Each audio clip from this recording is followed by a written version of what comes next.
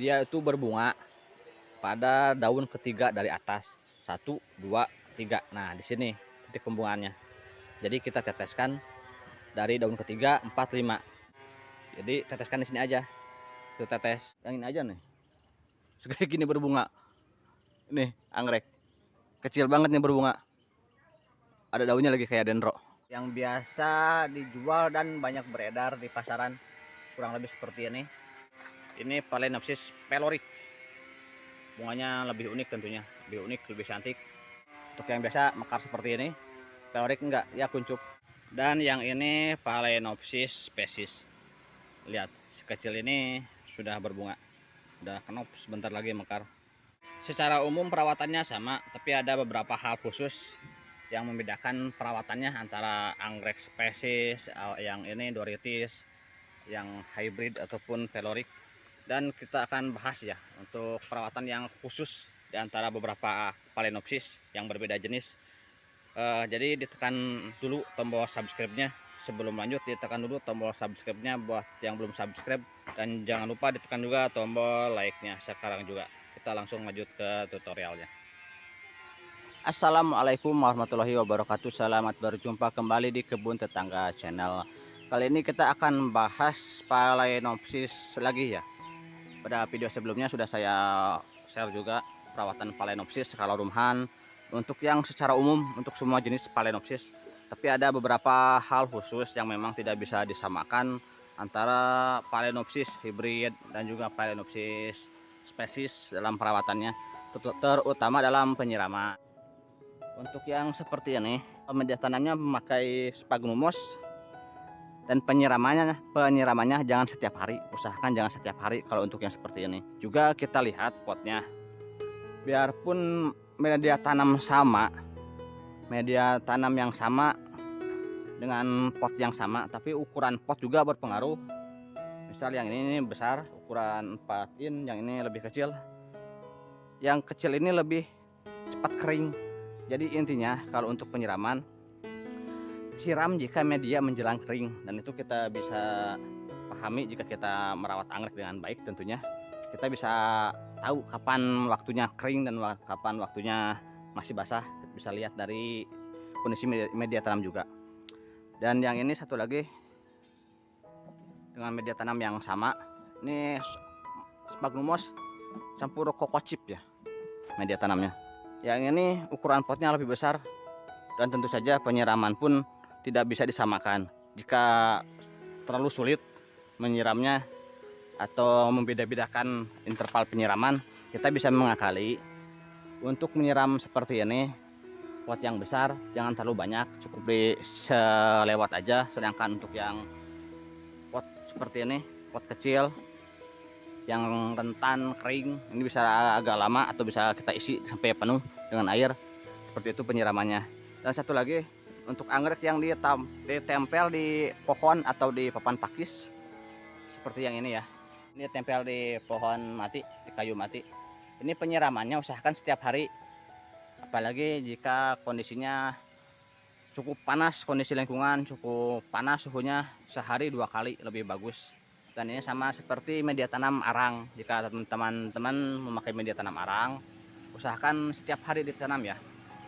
Selain di pohon, bisa juga di pakis seperti ini, di papan pakis. Ini juga sama, penyiramannya setiap hari, minimalnya setiap hari disiram. Jika kurang penyiraman, ini khawatirnya dehidrasi. Nantinya kurang bagus juga pertumbuhannya.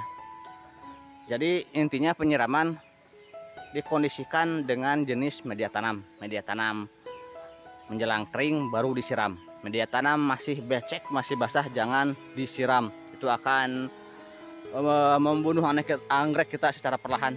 Dia akan membusuk daunnya, mulai dari busuk daun menjalar ke busuk batang, dan akhirnya busuk semua, tidak tertolong lagi.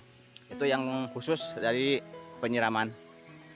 Untuk Phalaenopsis hybrid seperti ini, lebih adaptif dan lebih toleran terhadap semua jenis suhu. Maksudnya berbagai suhu ya, berbagai tempat. Dia bisa hidup di suhu 10 derajat paling minimnya sampai 35 derajat. 35 derajat Celcius itu bisa hidup subur. Untuk pembesaran atau pertumbuhan ya lebih optimal di suhu hangat, suhu 22 derajat sampai 28 derajat Celcius. Ini sangat bagus untuk pertumbuhan anggreknya. Sedangkan untuk pembungaan optimalnya di suhu 15 derajat sampai 20 derajat sampai 22 derajat Celcius. Pembungaan untuk Phalaenopsis sangat dipengaruhi oleh suhu, terutama perbedaan suhu antara siang dan malam. Dia akan segera berbunga jika perbedaan suhu antara siang dan malam mencapai 10 derajat Celcius. Misalnya di pagi hari suhu terendahnya atau di malam hari suhu paling rendahnya 15 derajat Celcius, dan di siang hari suhu maksimalnya 25 derajat Celcius atau 22 juga masih aman. Ini akan segera berbunga, ditunjang dengan pupuk pembungaan lebih cepat pembungaannya, dan biasanya berbunga serempak kalau untuk skala perkebunan pada anggrek hybrid seperti ini. Dan di dataran rendah pun jangan khawatir, ini bisa berbunga juga. Yang penting lainnya sehat, dia sudah siap dibungakan. Kita berikan pupuk pembungaan, dan suhunya juga berpengaruh. Jika suhunya mencapai 10 derajat Celcius, perbedaan suhu antara siang dan malam minimalnya 7 derajat Celcius selama 2 minggu secara konstan, itu akan segera berbunga pada plan seperti ini. Cuman pembungaannya memang tidak maksimal, dia tangkainya tidak bisa sepanjang ini, tidak bisa panjang, dia tangkainya pendek dan lebih cepat rontok biasanya dibanding dengan dataran tinggi atau suhu yang lebih rendah. Dan jika di bawah 10 derajat Celcius ini akan mati, tentu saja akan mati. Makanya untuk teman-teman yang berada di daerah tropis seperti Indonesia dan yang lainnya cukup mudah merawat ini, tidak seperti teman-teman kita yang berada di negara subtropis yang beriklim dingin, harus merawatnya di dalam ruangan karena di bawah 10 derajat sudah dipastikan anggreknya tewas. Sedangkan untuk anggrek spesies, nah ini lebih mudah, lebih bandel, dia lebih adaptif, tanpa pupuk pun bisa hidup. Itu kelebihannya. Ini anggrek spesies, ini ID-nya Phalaenopsis kingidium ya. Selain kingidium masih banyak spesies yang lainnya seperti Phalaenopsis amabilis, gigante, dan yang lain-lain.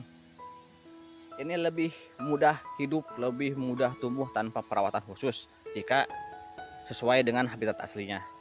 Itu jika kita menanam di luar habitat aslinya, ini cukup sulit untuk dirawat, apalagi jika ini hidup di dataran tinggi, kemudian kita merawatnya di dataran rendah, itu akan sangat sulit, lebih sulit dari Phalaenopsis hybrid untuk merawatnya ya, karena dia biasanya endemik, dia sangat cocok bisa hidup subur, berbunga, berbuah, dan berkembang biak secara vegetatif maupun generatif secara alami jika di habitatnya.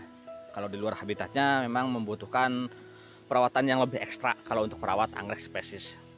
Ada satu lagi Phalaenopsis yang direkomendasikan untuk Anda, untuk teman-teman yang baru memulai di anggrek.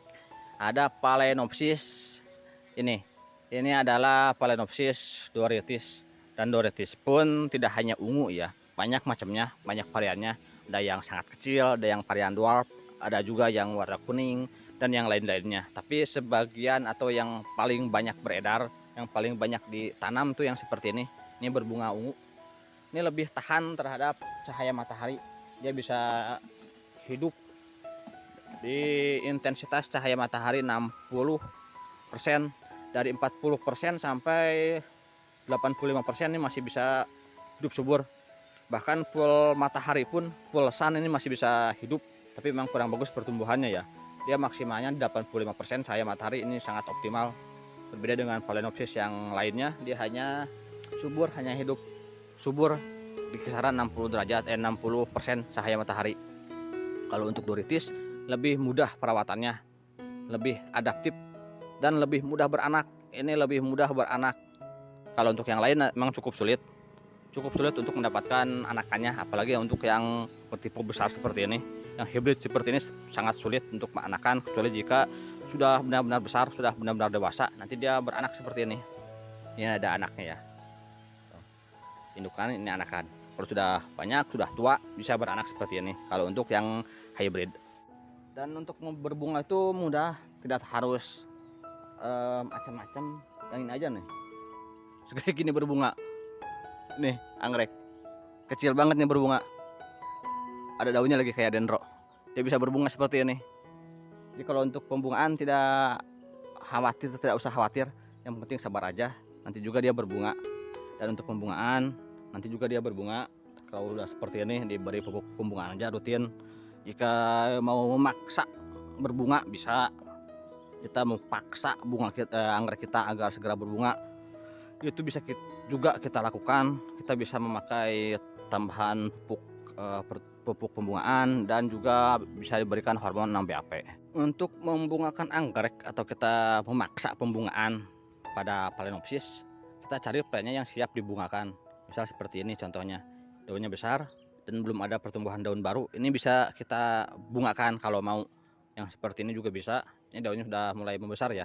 Kita tunggu seminggu lagi, jika daun tambah segini, kira-kira 3/4 dari daun normalnya, kita bungakan, bisa kita bungakan. Pada Phalaenopsis hybrid, dia itu berbunga pada daun ketiga dari atas, 1, 2, 3. Nah di sini titik pembungaannya. Jadi kita teteskan dari daun ketiga 4, 5. Jadi biar beberapa spike nantinya ya. Jangan diteteskan dari atas karena tidak akan berbunga. Dia keluar bunga tuh dari daun ketiga. Jadi teteskan di sini aja. Itu tetes. Kalau misalkan daunnya cukup rapat, kita bisa tarik sedikit agar cairannya meresap ya ke mata tunasnya. Titik pembungaannya ada di dalam kelopak ini, terbungkus. Ketika dia berkembang, dia pecah di sininya pecah dan keluar bunga seperti itu. Kalau pada Phalaenopsis doretis dia berbeda. Dia terkadang keluar dari sini, dari atas, kadang juga dari bawah, tidak menentu kalau doretis. Kalau untuk hybrid itu bisa kita tebak, bisa kita tahu ya titiknya karena memang sudah seperti itu yang sudah saya amati. Ada yang dari atas, yang memaksa bunga dari atas seperti ini, dari pucuk keluar bunga, cuman kurang bagus hasilnya. Dia lebih bagus dari sini. Yang paling optimal di daun ketiga, 3, 4, 5 di sini titik-titik pembungaannya. Kalau untuk Phalaenopsis hybrid seperti ini. Untuk yang ini tidak saya bungakan. Yang ini nih mau saya besarkan dulu plannya, makanya tidak saya rangsang pembungaan.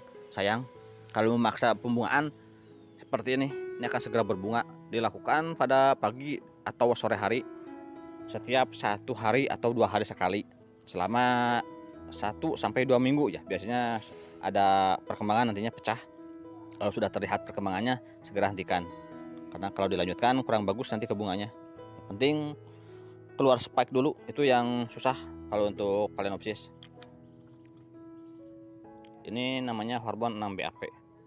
Isinya sitokinin, 6-benzyl aminopurin. Selain 6-BAP ada juga yang lainnya seperti tidiazuron, ada 9-BAP juga, dan yang lain-lain bisa juga dipakai untuk anggrek. Cuman yang paling banyak beredar di pasaran yang ini, 6-BAP. Jadi sementara segitu aja dulu di video kali ini. Kalau untuk keindahan anggrek atau kecantikan anggrek memang terlihat dari bunganya ya. Ketika berbunga dia cantik banget. Tapi dalam perawatannya jangan lupa kita membuatnya dia nyaman, membuatnya dia subur, sehat, dan hidup nyaman dengan kita, dengan tuannya. Dan bunga itu adalah bonusnya untuk kita. Nanti jika dia sudah subur, dia berbunga dengan maksimal. Kalau merawat anggrek seperti itu kurang lebih. Dan di video selanjutnya insya Allah saya bagikan caranya menangani anggrek yang busuk. Bagaimana cara menangani anggrek yang busuk seperti ini, busuk batang. Nah nantinya jika sudah di treatment, dia akan mengeluarkan tunas baru seperti ini yang lebih subur tentunya. Awalnya busuk, batang utama busuk, dia mengeluarkan tunas baru. Sekarang udah mulai subur seperti itu. Ditekan dulu tombol like-nya dan tombol subscribe buat yang belum subscribe. Sekian aja dulu dari saya, mudah-mudahan bermanfaat. Wassalamualaikum warahmatullahi wabarakatuh.